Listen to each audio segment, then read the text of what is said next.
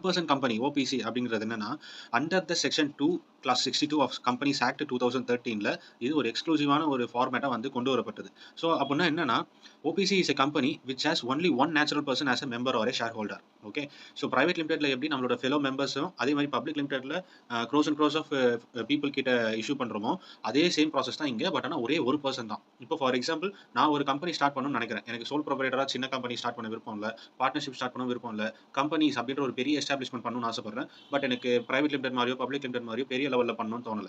கம்பெனின்னு ஒண்ணு ஸ்டார்ட் பண்ணணும். பட் நான் ஒரு ஆள் தான் இருக்கணும் அப்படின்ற ஒரு கான்செப்ட்ல பண்ணணும் அப்படின்னா, அதுக்காக வந்த கான்செப்ட் தான் இந்த 1% கம்பெனி அப்படின்றது. இதுல ஒரே ஒரு மெம்பர் தான் ஷேர் ஹோல்டரா இருப்பாரு. அவரு தான் கேப்பிட்டல வந்து உள்ள போடுவாரு. அவரு தான் வந்து எஸ்டாப்ளிஷும் பண்ணுவாரு. ஓகேவா? ஸோ இது இந்த செக்ஷன் கீழ வரும்.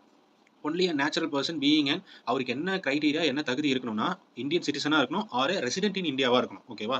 அதுக்கப்புறம் பார்த்தீங்கன்னா, 1% கேன் ஃபார்ம் எ 1% கம்பெனி. அது ஆல்ரெடி சொல்லியாச்சு.